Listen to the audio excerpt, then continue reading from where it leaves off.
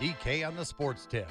Wildcats Radio 1290. Long time coming, the way Zach, performed today, we knew that he had an opportunity, to be in that final. Everything that he's been doing training-wise just indicated that he's going to have a great opportunity, honestly, really to shoot for the title. All of his training, his mental capacity that he put together coming into this competition really said a lot, for what he was able to achieve. Cool thing about it, man, he's an Arizona kid, grew up, in the Phoenix area with the Desert Vista High School, and it's very satisfying to see somebody, that, is homegrown to be able to achieve that. And saved his best for last. Zach Extine, second place finish in the 110-meter hurdles at the NCAA championships. That was the head coach, the outgoing head coach of the Wildcats, Fred Harvey, and Zach Extine joins us on the show now. Zach, congratulations on just a tremendous senior year that started back with record-breaking performances in the indoor. Could you have imagined that this is how your senior year would play out when you got to campus last August? Definitely not. I thought that I had a chance to do some pretty great things this year, but I really didn't think that I was going to be able to get second at the national championship or anything like that. This is definitely crazy for sure. Fred talked about their local kid out of the Phoenix area, comes down here to the University of Arizona. What was unique about your experience here over the course of the last 4 years, and how you were able to work yourself to this point where you had an opportunity to get up on the podium at the NCAA championships? Yeah, I have to say one thing real quick. I went to Perry High School. He gets it mixed up because my club coach was the coach of Desert Vista, so right. He does that every once in a while. But shout out Perry. But yeah. Well, so wait, if you went to Perry, then we got to get you a street. We got to get you a street like they gave Jalen Williams this week, right? That's what I'm saying. Where's my street at? That's what I was thinking. I was thinking the same thing. For sure. But yeah, he's a baller. So I mean, shoot, 40 points in the finals is crazy. But just coming down here to Tucson was amazing. Really, my high school coach, when I was getting recruited, he was ASU alumni. He's like, I love ASU, and he's like, Coach Harvey's probably the best coach for you if you really want to be the best you could be. And I trusted and believed in him. When I got to U of A, I was really raw and just kind of didn't really start running track seriously until I was a junior in high school, and I started kind of, trying to actually make it my main sport. And so I was kind of just going out there and hurdling, and I had like 1 or 2 years of coaching before I got here, and Coach Harvey just coming in, and he always believed in me even when, I wasn't the fastest. And we changed my whole hurdle form these last, 4 years, and it's been a lot of work and a lot of good times. But yeah, it's just been a crazy ride. I think about looking back, it's like when I first got here, we were still wearing like COVID masks and getting tested, and it just feels like it was so long ago now. But yeah, it's been a wild ride for sure. Arizona senior hurdler Zach Extine is our guest. So what were the key elements from going from raw to podium second place silver medalist? I mean, what were some of the techniques that you think were integral in that transformation happening? Yeah, one thing I changed my whole hurdle form basically. I used to hurdle, and my left arm would be my right arm, I can't even think. One of my arms would be way behind me, and now I put them both up in front of me. That just helps me stay centered and not get off balance at all. But I think the main thing for me was just not even thinking about a hurdle race like a hurdle race, just thinking about it like a 100-meter sprint.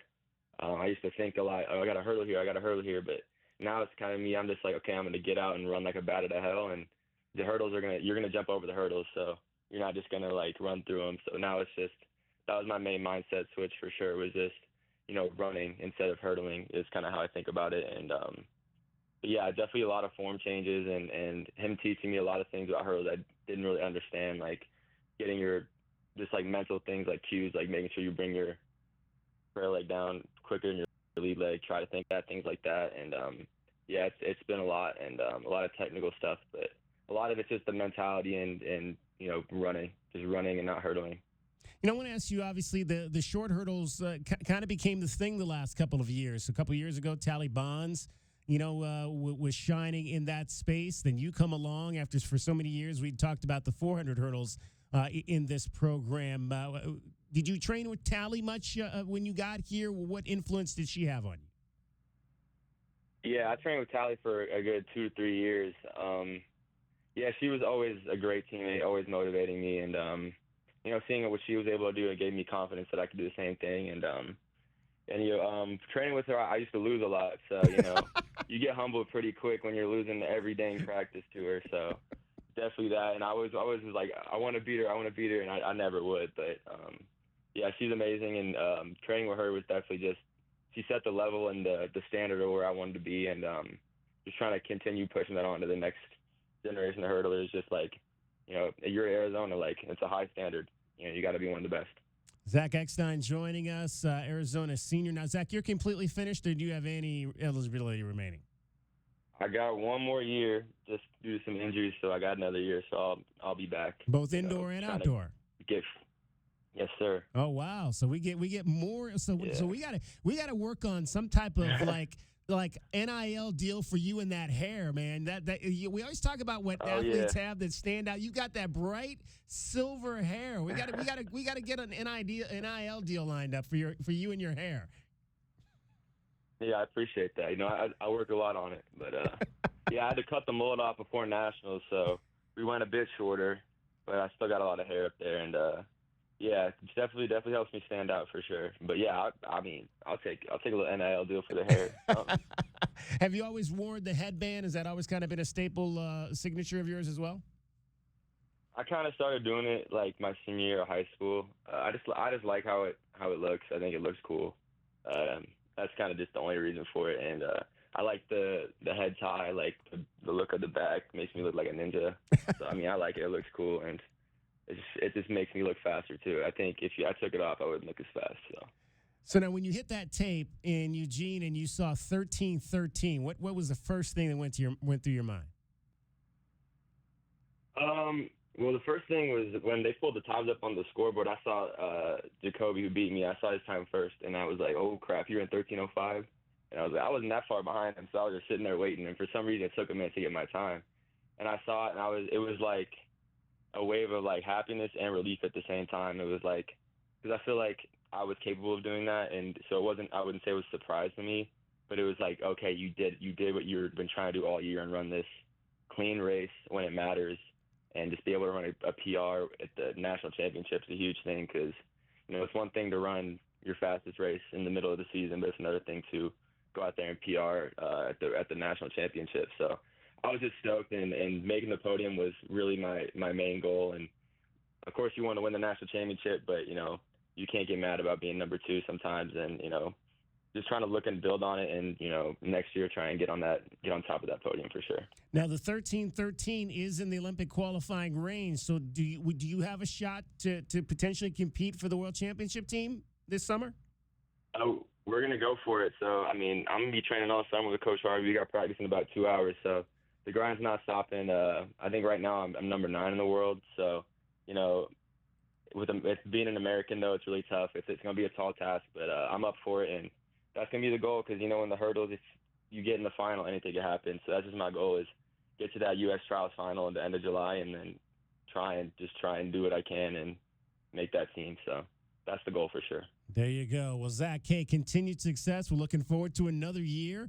We'll get back with you maybe in the fall and get a more extended conversation with you on your goals in this sport as you continue on to the final stages of your collegiate career. Congratulations again on a great season, setting the record in the 60 hurdles in the indoor and the 110 hurdles outdoors. Congratulations.